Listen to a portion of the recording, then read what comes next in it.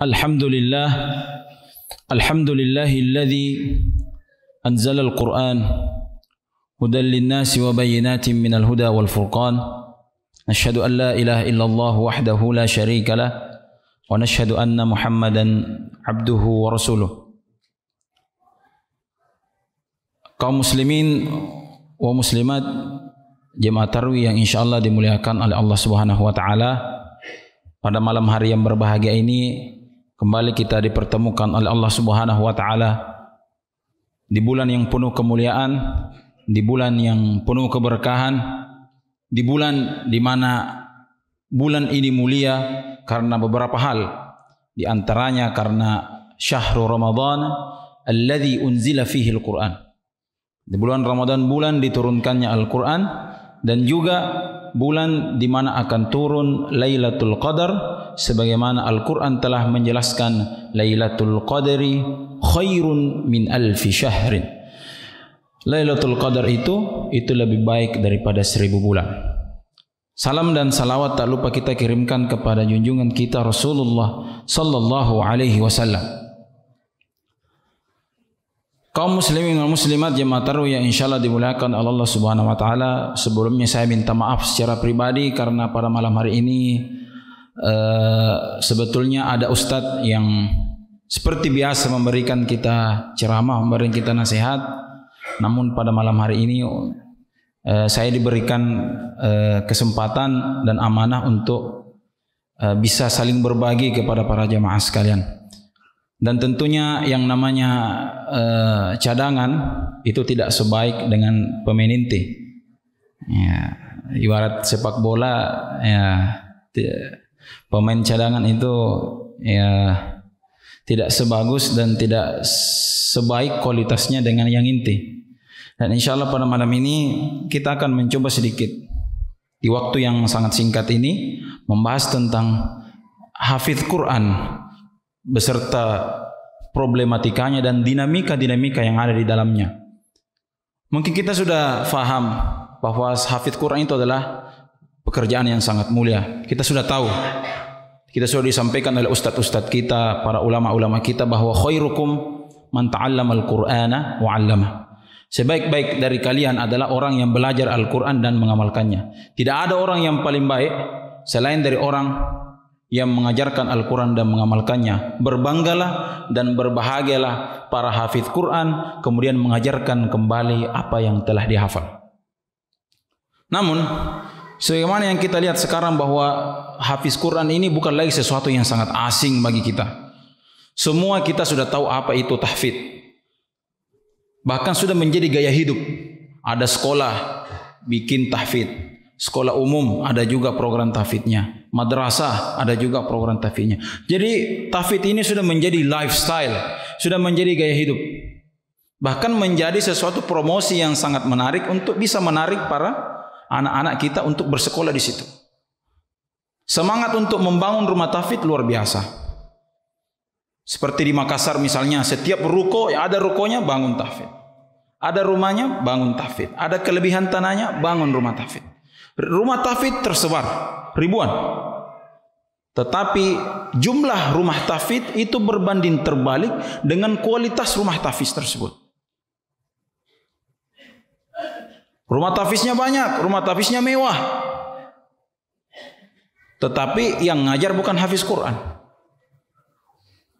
Cukup panggil guru, gurunya ngajar ngaji biasa. Akhirnya muncullah kualitas-kualitas yang karbitan saja. Jadi sekali lagi, memang ketika kita ingin memasukkan anak kita ke pondok tahfidz atau ingin menjadikan anak kita sebagai seorang hafidz Quran adalah sesuatu yang sangat mulia. Namun sekali lagi perhatikan siapakah pengajarnya. Apakah dia betul hafiz Quran atau hanya sekedar ngaji biasa saja? Jangan sampai kita mengharap jadi hafiz Quran, ternyata cuma ngaji biasa saja. Akhirnya banyak kedengarannya, katanya hafiz Quran, tapi bacaannya kok ini kurang bagus. Bahkan orang awam pun bisa menilai bahwa sepertinya bacaannya ini kurang bagus. Makanya dari sekarang ketika kita ingin memasukkan anak kita ke pondok tahfidz, perhatikan siapa pengajarnya. Kalau dia bersanad itu lebih bagus, tidak bersanad juga tidak apa-apa. Tetapi dianjurkan itu mempunyai sanad. Apa itu sanad? Sanad itu bukan keturunan. Bukan zuriyah Nabi, bukan. Sanad di dalam Al-Quran adalah silsilah rantai keilmuan, mulai dari pemilik sanad itu sampai kepada Rasulullah sallallahu alaihi wasallam. Jadi insyaallah yang punya sanad itu cara bacanya sudah mirip dengan cara Rasulullah sallallahu alaihi wasallam membaca Quran. Saya tidak bilang sama, saya cuma bilang mirip. Karena untuk menyamai bacaan Rasulullah itu tidak mungkin. Kenapa? Karena Rasulullah adalah satu-satunya manusia yang tidak pernah salah dalam hafalannya. Dan yang paling sempurna penyebutan semua huruf yang ada di dalam bahasa Arab. Itu Rasulullah sallallahu alaihi wasallam. Jadi memang adik-adik sekalian yang sekarang lagi mondok atau mungkin sudah selesai 30 juz, jangan berhenti sampai di situ. Banyak ketika dia sudah selesai, sudah wisuda adalah akhir segalanya. Bukan. Wisuda adalah awal perjalanan panjang seorang hafiz Quran. Kapan berhenti Ustaz? Hafiz Quran berhenti ketika ajal datang menjemput. Itu pensiunnya hafiz Quran. Ya, jadi tidak ada istilah setelah wisuda sudah bisa gantung Quran kayak pemain sepak bola, gantung sepatu. Hafiz Quran gantung Quran. Wah, tidak bisa. Nanti mati baru berhenti jadi hafiz Quran. Itulah seorang hafiz Quran tidak mengenal yang namanya kata pensiun. Setelah selesai hafiz 30 juz, setelah wisuda, lanjut lagi mencari sanad kepada guru. Kepada guru atau syekh yang mempunyai juga sanad yang bersambung. Di store lagi bacaannya mulai dari Al-Fatihah sampai An-Nas. Untuk mendapatkan sanad bacaan yang insyaallah langsung bersambung kepada Rasul. Jadi tidak berhenti. Tidak berhenti. Ilmu Al-Quran itu luas sekali. Sangat luas. Sangat luas. Tidak hanya cukup dengan tahfidz. Tahfidz itu bagian terkecil dari ilmu Al-Quran. Jadi tahsin dulu. Tahsin itu perbaiki bacaan. Perbaiki ta'awuz, basmalah, Al-Fatihah. Itu paling terbawah. Kalau naik sedikit tahfidz. Tapi ini baru tingkatan kedua. Termasuk yang berbicara di depan bapak-bapak ibu sekalian belum ada apa-apanya. Masih sangat panjang, masih sangat luas. Ilmu Al-Quran sangat luas. Jadi ada adik sekalian yang sudah selesai 30 juz, lanjut lagi. Apakah itu tafsir atau ilmu qiraatnya? Nah, ilmu qiraatnya ini menurut kita berpikir, kenapa Ustaz banyak sekali bacaan? Berarti Al-Quran itu banyak. Saya kira satu je Al-Quran Ustaz. Berarti Al-Quran yang lain bagaimana? Saya kira cuma satu. Berarti yang lain itu palsu. Tidak. Jadi bagaimana sejarahnya kok Al-Quran ini, bacaan Al-Quran ini bermacam-macam. Al-Quran cuma satu, bacaannya yang beragam. Tapi tidak merubah makna. Ya, tidak merubah makna. Hanya merubah bentuk-bentuk huruf saja. Kenapa bisa terjadi? Sejarahnya adalah bangsa Arab dulu terdiri dari berbagai suku dan kabilah. Ratusan kabilah, ratusan suku. Ada beberapa suku, ada beberapa kabilah yang tidak bisa menyebut beberapa huruf. Ya, ada beberapa kabilah seperti kita misalnya ada Bugis, ada Makassar, ada Jawa. Ada beberapa huruf di Bugis yang tidak bisa kita sebut atau di bahasa Jawa. Hanya orang Bugis yang bisa menyebutnya. Begitupun dengan bangsa Arab saat itu, begitu banyak beragam suku, berbagai macam dialek, berbagai macam logat. Akhirnya setelah itu Rasulullah SAW mengatakan bahwa bacalah yang mudah menurut kalian. Jadi semua bacaan-bacaan itu telah diakui oleh Rasulullah. Dan semua telah disetorkan kepada Rasulullah. Ya, jadi tidak usah khawatir. Jadi kita di Indonesia dan seluruh negara di Asia Tenggara itu memakai bacaan namanya riwayat Hafs. Saya ulang, riwayat Hafs. Diulang, 1, 2, 3, riwayat Hafs, ha, fa dan sod. Nanti ditanya bacaan apa? Kalau orang Arab tanya, naik ke Mekah, fi ayyi riwayat taqra? Dengan riwayat apa kau baca? Riwayat Al-Quran. Wah, ini riwayat apa? Al-Quran, pokoknya Quran. Al-Quran satu saja. Nanti kalau ditanya, saya membaca dengan riwayat Hafs. Hafs ini nama orang. Hafs ini nama orang. Seorang murid yang berguru kepada gurunya namanya Imam Asim. Imam Asim ini berguru lagi kepada sahabat Nabi. Ada Ubay bin Ka'ab, ada Zaid bin Thabit, ada Abdullah bin Mas'ud. Itu. Ya, jadi Hafs itu seorang murid punya guru namanya Imam Asim. Jadi kalau kita disebut baca riwayat apa? Saya membaca dengan riwayat Hafs dari Imam Asim. Itu. Bingung Ustaz. Ya, memang ini. Ilmu ini sangat jarang orang yang mau pelajari karena sangat susah. Dan sangat gampang orang membuat menyerah. Karena luar biasa. Beda dengan ilmu fikih, ilmu hukum, ilmu politik. Banyak yang kamu mau mempelajari. Ilmu kesehatan. Tapi ke ilmu qiraat sangat langka. Kenapa? Buat pusing.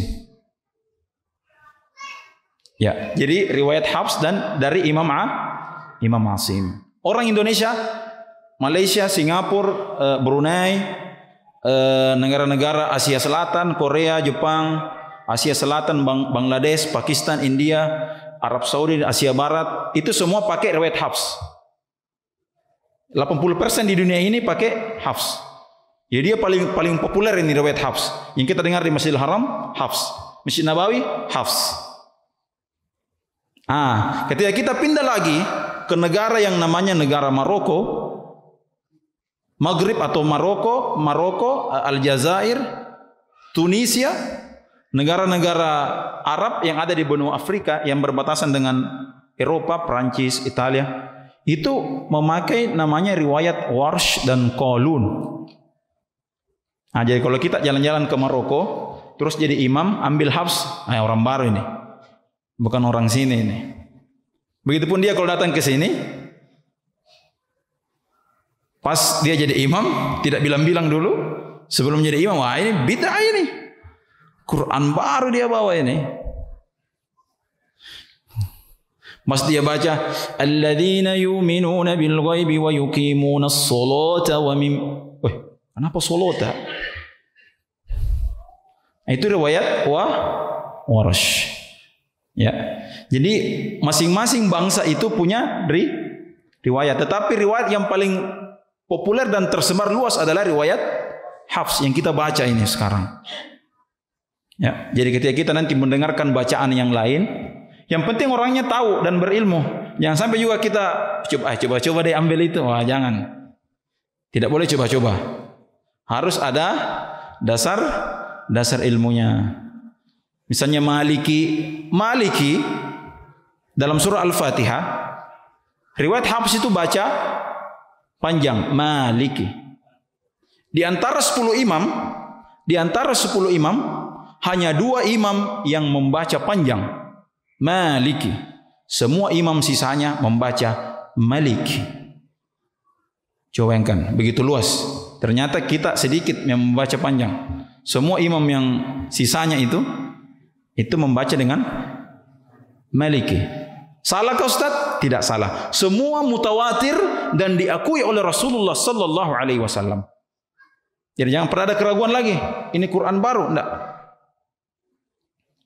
Ya. Misalnya wadduha, ada yang baca wadduha, ada yang baca wadduhi. Misalnya, wal laili idza saja sabbih isma rabbika a'la. Apakah mengubah arti? Tidak mengubah arti karena cuman hurufnya saja yang dikasih miring. Kecuali kalau kalimatnya berubah sekali, itu baru. Jadi semua bacaan itu telah diakui dan mutawatir langsung bersambung kepada Rasulullah. Sebelum saya tutup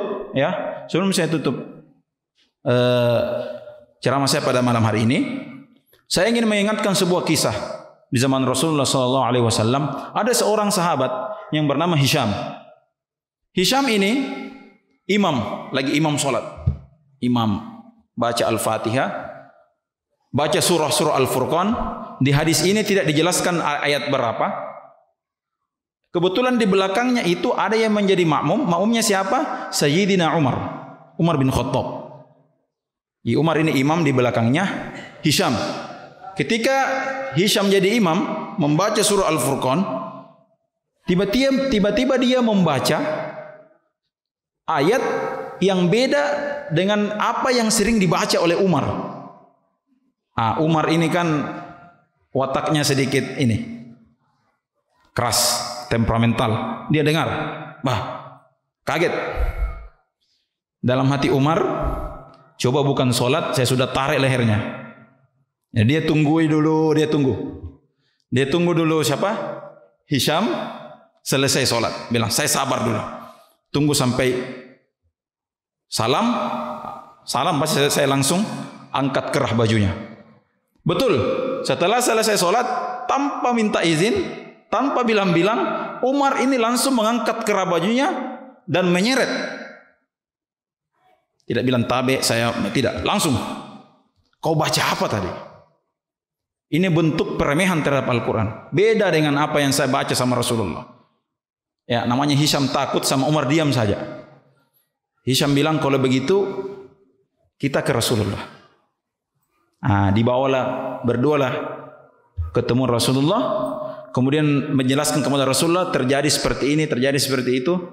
Kemudian Rasulullah menyuruh membaca Hisham, baca tadi apa yang kau baca pas sholat. Dia dibaca, bla bla bla. Setelah itu Umar bertanya, betulkah itu Rasulullah dari engkau? Betul, ini bacaan yang saya akui.